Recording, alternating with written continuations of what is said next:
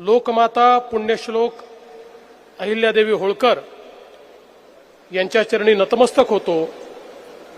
भारतीय राज्यघटनेचे शिल्पकार भारतरत्न डॉक्टर बाबासाहेब आंबेडकर यांना मानवंदना अर्पित करतो।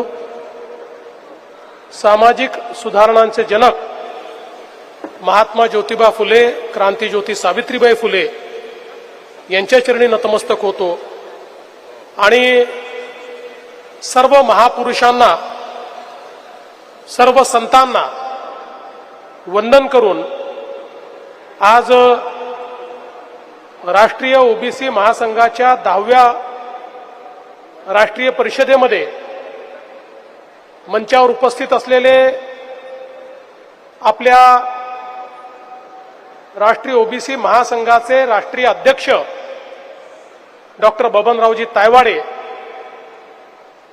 विशेष रूपाने उपस्थित असलेले राष्ट्रीय ओबीसी आयोगाचे, म्हणजे आयोग संवैधानिक झाल्यानंतरचे पहिले अध्यक्ष आपल्या सर्वांचे लाडके हंसराज भैया अहिर, आमचे मित्र माननीय महादेवरावजी जानकर, किसनजी कथोरे, विजयजी वडेट्टीवार, आमचे सहकारी परिणय फुकेजी, माणिकराव ठाकरेजी, सुधाकर अडबलेजी, अभिजित वंजारीजी,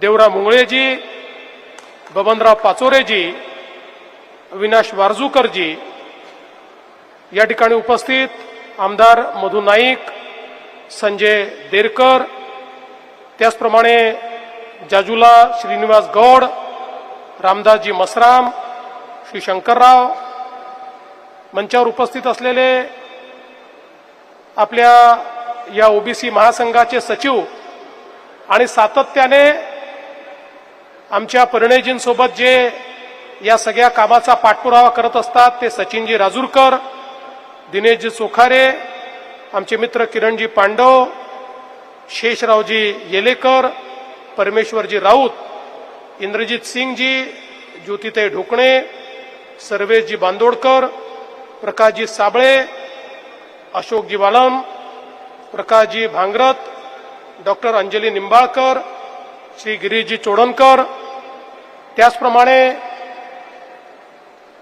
संपादक असलेले पण ओबीसी समाजाला सातत्याने दिशा देणारे, मार्गदर्शन करणारे देवेंद्रजी गावंडे, मंचावरील सर्व मान्यवर, कोणाचं नाव सुटलं असेल तर क्षमा मागतो, आणि या ठिकाणी भारताच्या विविध राज्यातनं आणि विशेषतः महाराष्ट्रातनं आलेल्या सर्व माझ्या ओबीसी भगिनी आणि बंधूंनो, मी सर्वप्रथम या 10व्या राष्ट्रीय परिषदेच्या आपल्या सर्वांना अतिशय मनपूर्वक शुभेच्छा देतो आणि याच्या उद्घाटनाकरता बबनरावजींनी आणि महासंघाने मला निमंत्रित केलं त्याबद्दल मी आपल्या सर्वांचे आभार मानतो। खरं म्हणजे परिणयजींनी या ठिकाणी सांगितलं की ओबीसी महासंघाची सुरुवात ही एका छोट्याशा खोलीतून 2005 साली झाली, पण तायवाडे सर आणि परिणयजी दोघेही मान्य करतील की 2005 ला जेव्हा सुरुवात झाली तेव्हापासनं सातत्याने माझा संबंध या महासंघाशी राहिलेला आहे आणि तेव्हापासनं सातत्याने महासंघासोबत मी काम करतोय। मला आठवतं की सगळ्यात पहिल्यांदा ज्यावेळी ओबीसीची नॉन क्रिमिलेअरची उत्पन्न मर्यादा ही केवळ 1 लाख रुपये होती, त्यावेळी 2000 साली एक मोठा संघर्ष मी उभा केला होता आणि मग विधानसभा विनंती अर्ज समितीच्या माध्यमातनं विधानसभेतनं त्या काळामध्ये तो 1 लाखावरनं 2.5 लाख रुपये नॉन क्रिमिलेअर ही 2003 साली 4 साली करून घेण्याचं काम हे आपण केलं होतं आणि त्यावेळी बबनरावजी तायवाडे आमच्या सोबत होते आणि त्यांनी त्यात अतिशय महत्वाचं आणि मोलाचं मार्गदर्शन केलं होतं. आणि म्हणून माझा संबंध ओबीसी चळवळीशी, ओबीसी महासंघाशी हा गेल्या 25 वर्षाचा संबंध आहे. आणि सातत्याने मी हे मानणाऱ्यांपैकी आहे की जोपर्यंत आमच्या ओबीसी समाजाला प्रगतीच्या मुख्य धारेमध्ये आपण आणत नाही तोपर्यंत आपला जो प्रगत भारत आपल्याला तयार करायचा आहे ते स्वप्न आपल्याला पूर्णपणे त्या ठिकाणी पूर्ण करता येणार नाही. आणि म्हणूनच सातत्याने ओबीसी समाजाच्या ज्या काही मागण्या आहेत, ज्या काही अडचणी आहेत, या अडचणींच्या संदर्भात अनेक वर्ष या संघर्षामध्ये मी सातत्याने सामील होतो. आणि ज्यावेळी मुख्यमंत्री म्हणून, उपमुख्यमंत्री म्हणून, पुन्हा मुख्यमंत्री म्हणून काम करण्याची संधी मिळाली, त्यावेळी मिळालेल्या संधीचा उपयोग करून ओबीसी समाजाकरता जी काही चांगले निर्णय करता येतील ते निर्णय सातत्याने घेण्याचा प्रयत्न या ठिकाणी केला. मला अतिशय आनंद आहे की जवळपास राज्यामध्ये ओबीसी समाजाच्या हिताचे 50 निर्णय हे या ठिकाणी घेण्याची संधी मला मिळाली आणि आपण ते घेतले. आणि या सगळ्या प्रक्रियेत जरी निर्णय घेण्याचं श्रेय आमचं असेल, पण हे निर्णय करून घेण्याचं श्रेय जर कोणाचं असेल तर ते राष्ट्रीय ओबीसी महासंघाचं श्रेय आहे.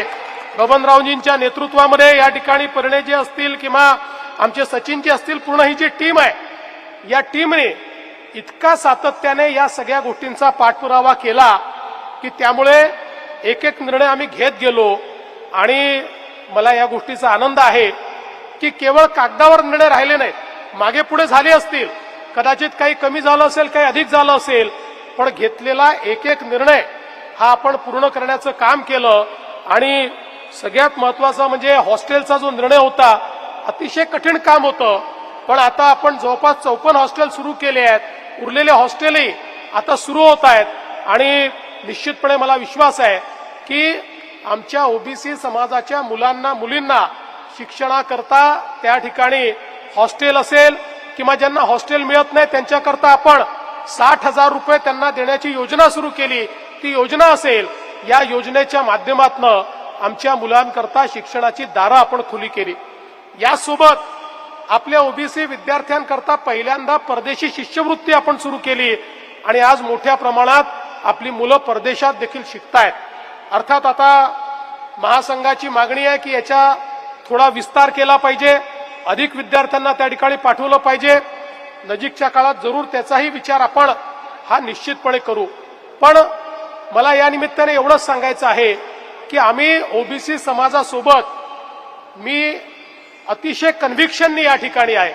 माझ्याकरता ओबीसी समाज हा काही राजकीय फायद्याकरता, मतांकरता विषय नाही, तर माझं एक कन्व्हिक्शन आहे की या देशातला ओबीसी समाज हा या देशाच्या पाठीचा कणा आहे. या समाजाने या देशाच्या संपूर्ण जडणघडणीमध्ये पायव्याचं काम केलेलं आहे. आणि ओबीसी समाजातल्या विविध जातींनी, आमच्या 12 बलुतेदारांनी ज्या प्रकारे आपल्या देशामध्ये आपला गावगाडा चालवण्यामध्ये या ठिकाणी काम केलेलं आहे, आज आपल्या सरकारला आणि देशाला त्यांच्या पाठीशी उभं राहावं लागेल.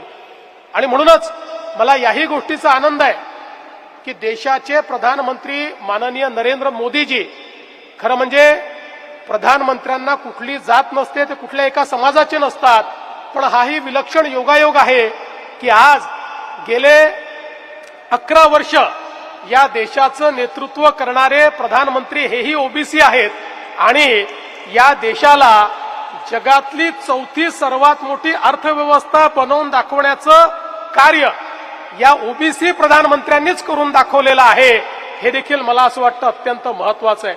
आणि म्हणूनच ओबीसी समाजाच्या संवेदना समजून घेत मोदीजींनी जातनिहाय जनगणनेचा विषय असेल तो पूर्ण केला. इतके वर्ष आमच्या ओबीसी आयोगाला संविधानातच स्थान नव्हतं, त्याला संवैधानिक करून सगळे संवैधानिक अधिकार प्रदान करण्याचं काम हे मोदीजींनी केलं. आमच्या मुलांना केंद्र सरकारच्या आरक्षणामध्ये त्या ठिकाणी डॉक्टर होण्याकरता आरक्षण मिळत नव्हतं, ते आरक्षण मिळवून देण्याचं काम मोदीजींनी केलं. वेगवेगळ्या ठिकाणचे 7 असे महत्वाचे निर्णय आहेत की जे मोदीजींनी या ठिकाणी घेतले आणि त्यामुळे आपल्या राष्ट्रीय स्तरावर ओबीसीचा बोलबाला झालेला आपल्याला पाहायला मिळाला. आणि एवढंच नाही तर स्वातंत्र्य उत्तर काळामध्ये सर्वाधिक ओबीसी मंत्री असलेलं मंत्रिमंडळ हे मोदीजींनी स्थापन केलं आणि पूर्ण देशातल्या ओबीसी समाजाला आपल्या मंत्रिमंडळामध्ये स्थान देण्याचं काम त्यांनी केलं. आणि म्हणून मला या निमित्ताने हेच सांगायचं आहे की या समाजाच्या प्रती आमचं कमिटमेंट आहे. खरं तर अनेक वेळा आपल्याला माहिती आहे की माझ्यावर ओबीसी समाजाकरता बोललो म्हणून टोकाची टीका झाली, मला टार्गेटही केलं, पण मी सगळ्या समाजाचा विचार केला, मी कुठल्या एका समाजाचा विचार केला नाही. पण त्याच वेळी जर ओबीसी समाजाला एखाद्या गोष्टीची आवश्यकता आहे तर त्या गोष्टीचं प्रतिपादन करणं, त्या गोष्टीचा निर्णय घेणं हे कधीच मी चुकीचं मानत नाही. त्यामुळे मला कितीही टार्गेट केलं तरीही ओबीसी समाजाच्या हक्कांकरता मी त्या ठिकाणी लढत राहणारच आहे. मी कधीही ती लढाई थांबू देणार नाही. खरं म्हणजे आपल्याकडे अलीकडच्या काळामध्ये एखाद्या समाजाकरता लढतोय म्हटलं म्हणजे दुसऱ्या समाजाच्या विरोधात अशा प्रकारचं जे काही एक चित्र तयार करण्याचा प्रयत्न होतोय, हे चित्र देखील अतिशय चुकीचं आहे. उलट मला तर या गोष्टीचा आनंद आहे की आज मी मुख्यमंत्री आहे.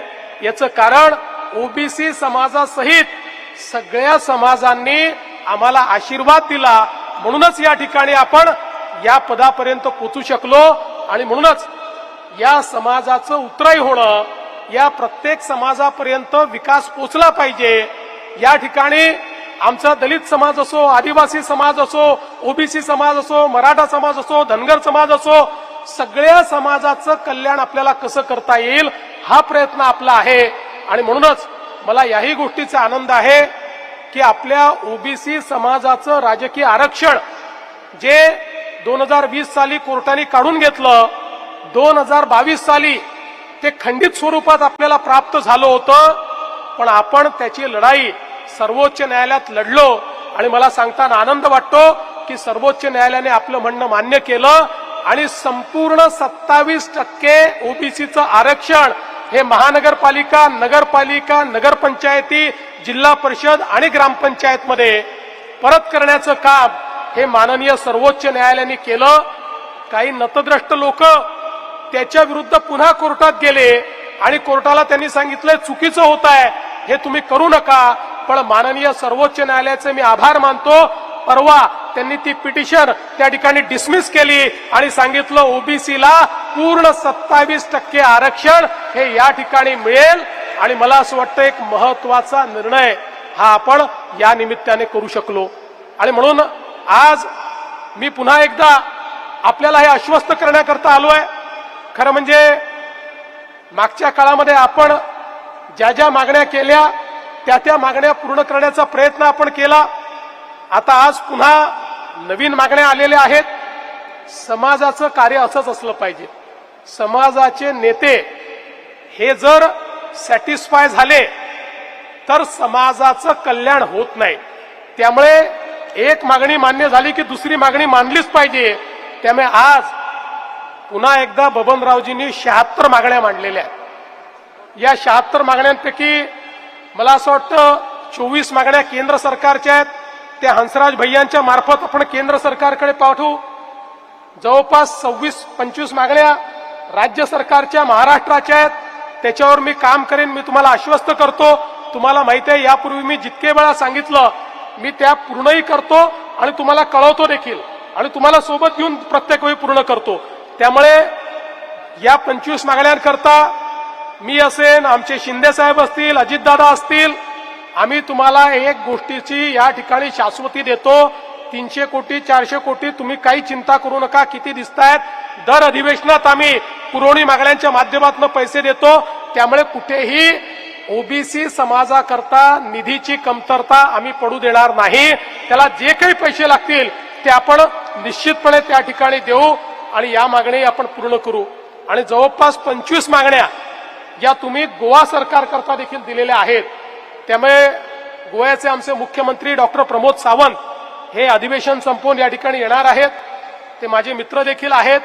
त्यामुळे आपल्या वतीनं या मागण्या त्यांच्यापर्यंतही पोहोचवण्याचं काम आपला दूत म्हणून या ठिकाणी मी निश्चितपणे करेन आणि महाराष्ट्राप्रमाणे गोव्यामध्येही।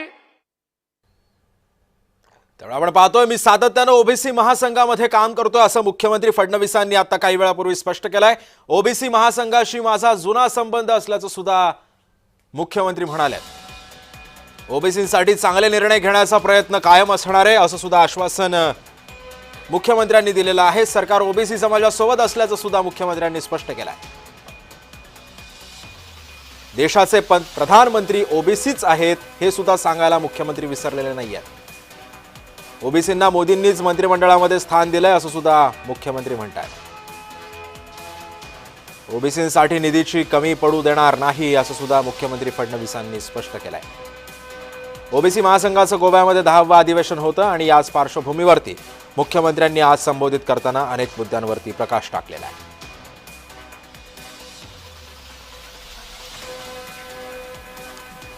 ओबीसी महासंघाशी माझा जुना संबंध असल्याचं मुख्यमंत्री देवेंद्र फडणवीसांनी आता काही वेळापूर्वी बोलताना स्पष्ट केलेलं आहे। सरकार ओबीसी समाजासोबत असल्याचं सुद्धा मुख्यमंत्री म्हणतात।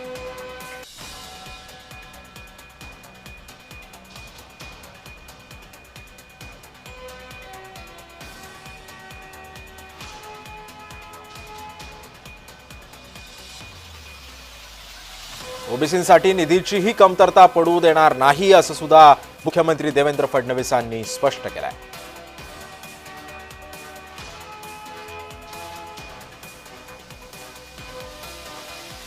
मी सातत्यानं ओबीसी महासंघामध्ये काम करतोय असं सुद्धा मुख्यमंत्री म्हणाले।